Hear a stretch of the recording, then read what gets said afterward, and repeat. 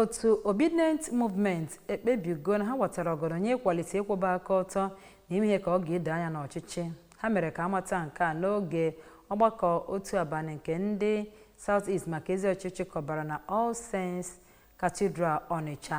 Ya bụ mmemme dọtara ndị otu Obident movement sitere na steeti ise dị na South East Geopolitical Zone.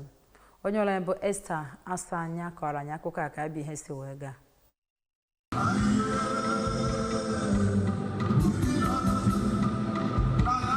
Onye nke a maara nke ọma n'ihe gbasara ndọrọndọrọ ọchịchị ma bụrụkwa onye nkwado ndị otu Obident Movement bụ ọkammụta Pat Utomi bụ onye sonyere na ya bụ mmemme site na mba ofesi kwuru na olileanya ka dị idozite Naịjirịa. Ọ kọwara na ọ bụ ajọ ọnọdụ Naịjirịa mere ndị mmadụ ji bịakọta ọnụ ịtụ alo ka a ga-esi dozie ala anyị ma gosipụtakwa okwukwe na site na ịtụ ezi alo na iji otu olu na otu obi na ha ga-enweta ebumnobi ha. N'okwu ya, onye isi oche ya bụ mmemme bụ ọkammụta Chinyere Ọkụnna kpọrọ oku ka ndị otu a bagide ezi amụma nke ya bụ movement ka ndị mmadụ wee hụ ma sonyere ha iji mee ka Naịjirịa dịkwa mma ọzọ.